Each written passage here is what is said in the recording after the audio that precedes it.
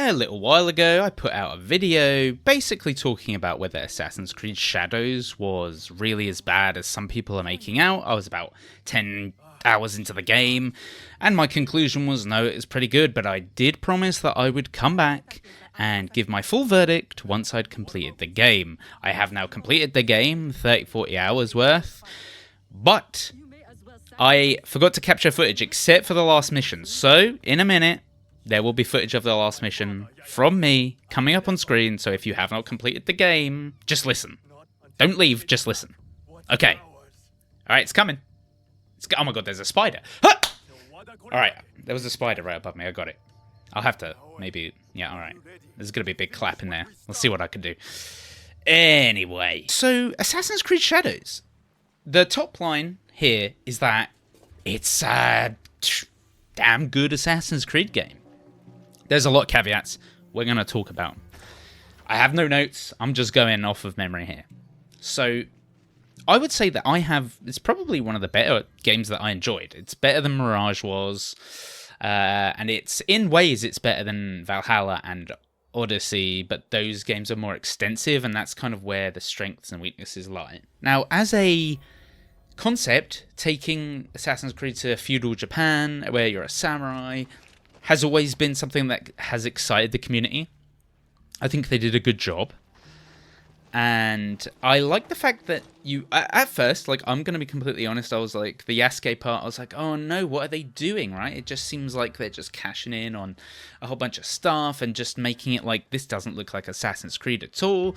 But I would say I actually enjoyed it. I enjoyed having two protagonists to play at the same time, rather than choosing like male or female, Ivor from Valhalla or, whatever, Odyssey. Now, of course, the issue with that is that, with one of them being an assassin and one of them being a samurai, the Yasuke parts don't feel quite so Assassin's Creedy. They do feel more Ghost of Tsushima-y, but I liked it.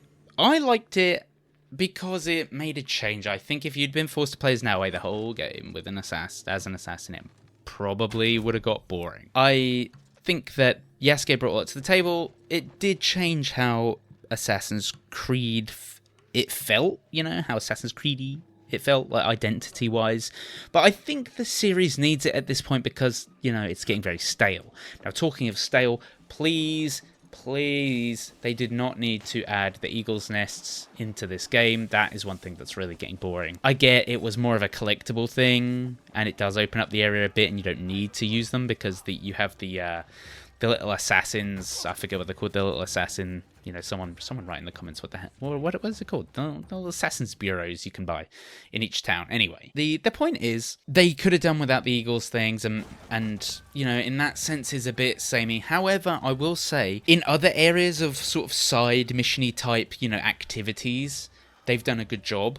I think the temples, as now finding the pages or praying at the shrines to get like ability points and level that kind of aspect up is very good. Like, I quite enjoyed that because it's a quick activity that you can do at a place. It doesn't take forever, and it contributes to something. So I thought that was cool. I think I've talked about this in the last video, but the start, if you haven't watched that, you need to watch that, by the way. Please go back and find that. Anyway, the style of the game is good. Like, it's very Tarantino kind of spaghetti western-esque, where it has like crazy Western music, and it really doesn't take itself seriously, which I think is good for Assassin's Creed. Let's talk pacing. There's lots I want to get to, but let's talk pacing. So the problem is, the game wasn't too long. It was it felt right, and the thing is, you can finish the main campaign and still continue. But the pacing was off, where like the first 3/4 of the game, like, it sets up interesting with Naoe and Yasuke and their stories, and you're like, okay, and then like the big middle chunk of the game is you kind of just doing whatever and following this side plot to do with all the other samurais and like their story and Oda Nobunaga and all of that stuff, which, okay, fair enough, but like there's not a lot of assassin-y talk. But then we get a huge dump at the end, with Yasuke specifically, Naoe as well, but Yasuke as well, where you kind of really see how the Templars there are connected to the rest of the world. and like, you know, in Japan, and obviously, you know, it's like the 1600s, so it's kind of like it's taking place just after kind of Assassin's Creed 2 in the timeline, and that's really interesting. But they should have, like, I think they should have drip fed it more throughout the whole game and brought that into tandem with what was going on in the main campaign a bit more, because you like play the game and I was just like, well, where's, you know, the actual assassin-y bit, you know? I mean, I was having fun, but then it happens right at the end.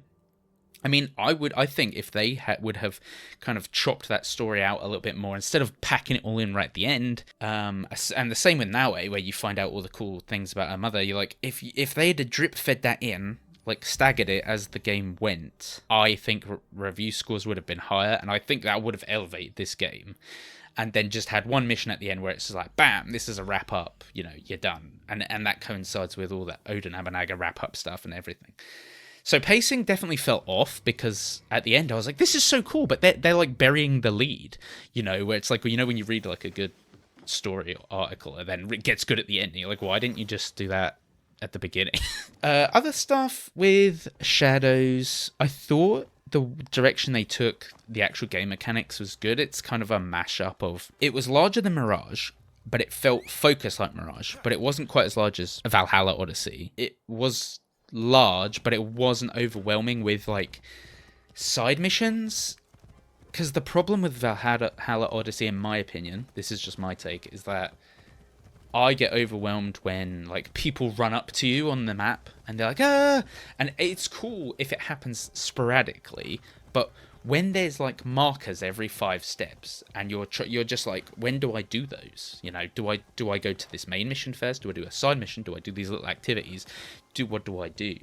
And it feels kind of like you're pulled in every direction. So it didn't go to that extent, which was very nice, but there was enough to do, and I thought the side quests felt like they were the quality of the main quest. You know, Assassin's Creed is kind of like, you know, an MMO in the sense that it feels like an MMO in the sense that the side missions are like kill 10 boars, you know, stuff like that.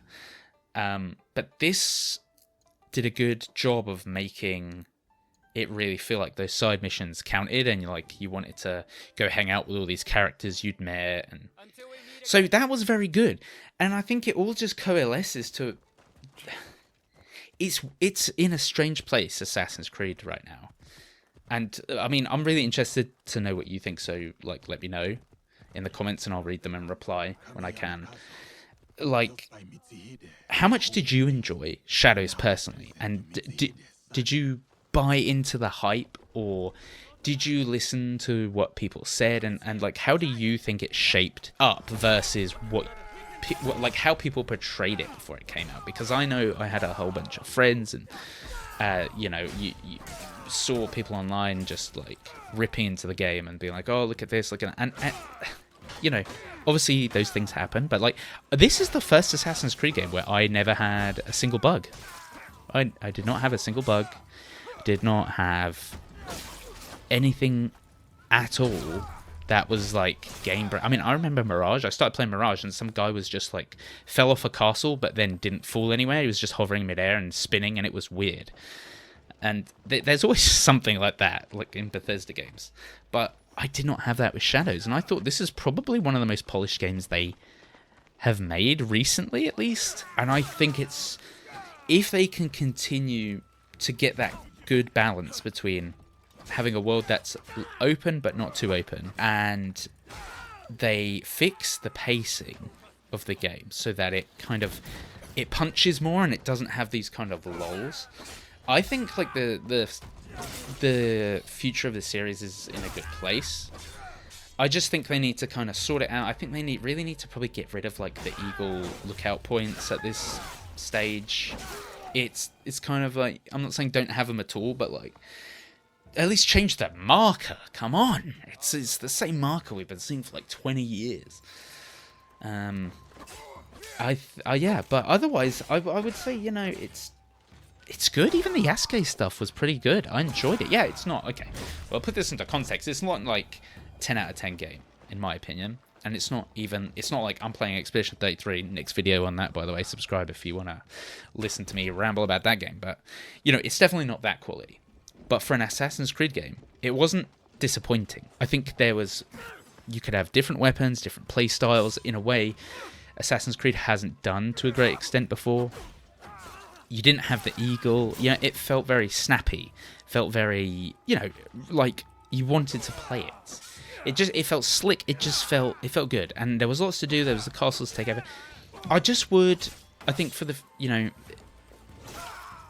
for the series future, I think they need to pick a good setting for the next one. We've covered a lot of time periods, and I think they really either need to go, because they need to either go full on modern and do more of the meta story, because the problem is, I don't know about you, I know the community is very split on whether they like the kind of meta story, the modern stuff with Abstergo or not, but that's one thing Shadows didn't really have a lot of, and I didn't like it because I played the original and the 2, and that's when I started playing Assassin's Creed, and I think that actually part of why Assassin's Creed is so good is because it has this kind of meta story going on. But yeah, I think they need to either bring it very forward, or they need to, go into a period where we haven't really seen. I don't know what that looks like, but either way, the takeaway is Assassin's Creed Shadows, good game, not amazing game, not like, whoa, 10 out of 10, but it's not bad,